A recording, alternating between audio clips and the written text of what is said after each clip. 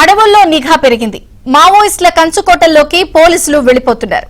Car అడవుల్లోనూ national highways వేస్తున్నారు. అయితే మావోయిస్టులు ఇప్పుడు పట్టణాలపై గురిపెట్టారా? అడవుల్లో ఉండటం కష్టమని నగరాలకు వలస వద్దామనుకుంటున్నారా? అందుకే అడవుల్లో నక్సలైట్లు తగ్గిపోయారా? ఈ అలజడిని ఎలా అర్థం చేసుకోవాలి?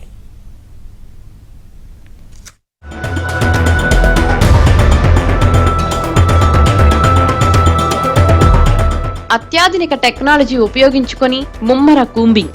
ఒకప్పుడు మావోయిస్టులకు కంచుకోటలుగా ఉన్న ఛత్తీస్గఢ్, మహారాష్ట్ర, ఒడిశాల్లో బీజేపీ ప్రభుత్వం ఏర్పడడంతో నక్సల్స్ ఏరివేత ముమ్మరమైంది.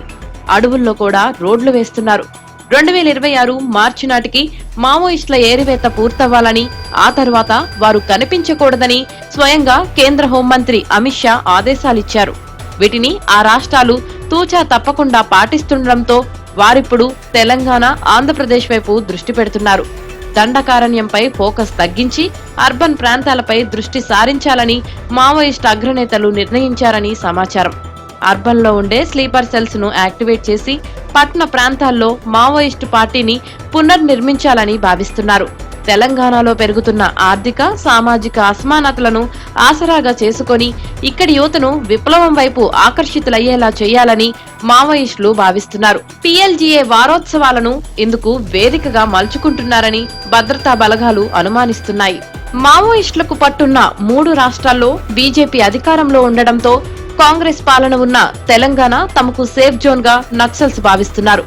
దండకారణ్యం నుంచి నల్లమల వరకు మళ్లీ సామ్రాజ్యాన్ని విస్తరించే దిశలో వడివడిగా అడుగులు వేస్తున్నారు. అయితే తెలంగాణలోకి ప్రవేశ మార్గాలుగా భావించే చర్ల, వాజేడు, దుమ్ముగూడెం, వెంకటాపురంతో పాటు ములుగు జిల్లాలో పోలీసుల నిఘా పెరగడం నక్సల్స్ కు కొంత ఇబ్బందికరంగా మారింది. అటువైపు నుంచి ఇటు వచ్చే క్రమంలోనే ఏటూరు నాగారం మండలం ఏజెన్సీ అడవుల్లో భారీ ఎన్కౌంటర్ జరిగింది. ఎదురు కాల్పుల్లో 7 మావోయిస్టులు మృతి చెందారు. చల్పాక అటవీ ప్రాంతంలో గ్రేహౌండ్స్ బలగాలు మావోయిస్టులను చంపాయి. ములుగు జిల్లా వాజేడులో మావోయిస్టులు నవంబర్ 22న ఇద్దరిని కత్తులతో పొడిచి దారుణంగా హతమార్చారు. పోలీసులకు ఇన్ఫార్మర్లుగా పనిచేస్తున్నారని ఎన్నిసార్లు హెచ్చరించినా తీరు మార్చుకోకపోవడంతో హత్య చేసినట్లు లేఖ విడుదల చేశారు. వీరిని చంపడంతోనే భద్రతా దళాలు భారీ ఎత్తున కూంబింగ్ చేపట్టి మావోయిస్టులను హతమార్చినట్లు భావిస్తున్నారు.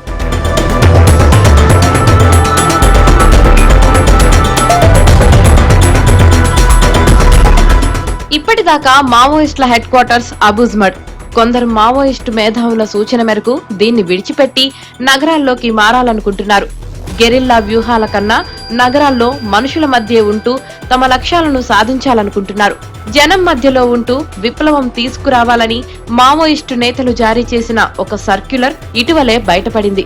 ఫేక్ ఐడి కార్డులతో నగరాల్లోకి ఎంటర్ అవ్వాలంటూ మావోయిస్టు నేతలు ఇచ్చిన డాక్యుమెంట్లు బయటపడ్డాయి. నగరం, జిల్లా, మండల స్థాయిలో క్యాడర్ను ఏర్పాటు చేసుకునేందుకు మావోయిస్టులు ప్రయత్నించారు. పెద్ద నగరాల్లోనైతే నిఘా అంత ఎక్కువగా ఉండదని అక్కడికి వెళ్లిపోవాలనుకుంటున్నారు. మావోయిస్ట్ అనే పదమే 2026 మార్చి తర్వాత వినపడకూడదనుకుంటున్నారు కేంద్ర హోంమంత్రి అమిత్ షా. అడవుల్లో ఏరివేత సంగతి తరువాత వారంతా నగరాల్లోకి వస్తే పరిస్థితి ఏంటన్నదే ప్రశ్న. ఒకప్పుడు ప్రజలకు ప్రధాన ఆదాయ వనరు భూములు. భూ పంపకాల్లో వ్యత్యాసాలు, సంపదలో తేడా, వివక్ష మూలంగా చాలా మంది నక్సలిజంలోకి ఆకర్షితులయ్యారు. ఇప్పుడు ఆ పరిస్థితి లేదు. భూస్వామ్య పద్ధతులు లేవు. టెక్నాలజీ రాజ్యమేలుతున్న నేపథ్యంలో ఉద్యమం నీరుగారిపోయి మావోయిజం మసకబారుతోంది.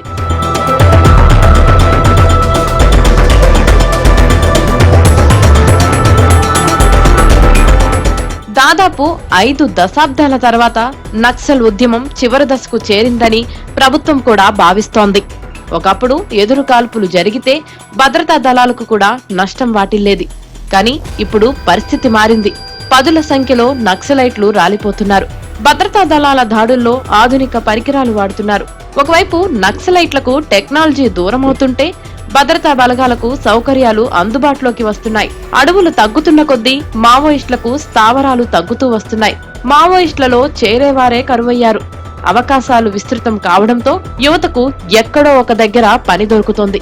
పెట్టుబడిదారీ భూస్వామ్య వ్యవస్థ అంటే ఇప్పటి యూత్ ఎవరికీ అర్థం కావడం లేదు.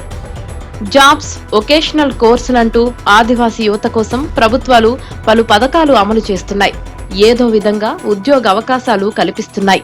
దీంతో ఉద్యమంలో నుంచి వెళ్లిపోయేవారే తప్ప కొత్తగా వచ్చి చేరేవారు కనిపించడం లేదు. అడవుల్లో సీనియర్లు కూడా కనుమరుగయ్యారు. మావోయిస్టులు ఇప్పటికీ భూ సంస్కరణలు, వర్గ పోరాటాలన్న పాత పాటే పాడుతున్నారు. మావోయిస్ట్ పార్టీ కేంద్ర కమిటీ పోలిట్ బ్యూరోలో ఉన్నవారంతా 60 ఏళ్లు పైబడ్డ వాళ్లే. దాంతో వారంతా పాత సిద్ధాంతాలనే పట్టుకు వేలాడుతున్నారు.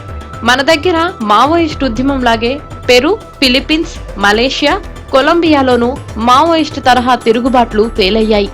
మన దేశంలోనూ మావోయిస్టులు తాము గతంలో చేసిన తప్పుల నుంచి ఏమీ నేర్చుకోక, తమ స్ట్రాటజీలను మార్చుకోక చరిత్ర పుటల్లో కలిసిపోయారు. ఇక్కడ అదే పరిస్థితి వచ్చేలా ఉంది. అందుకేనేమో అడవుల్లో ఉండే నక్సలైట్లు అర్బన్ ఏరియాస్ పై దృష్టి పెట్టారు.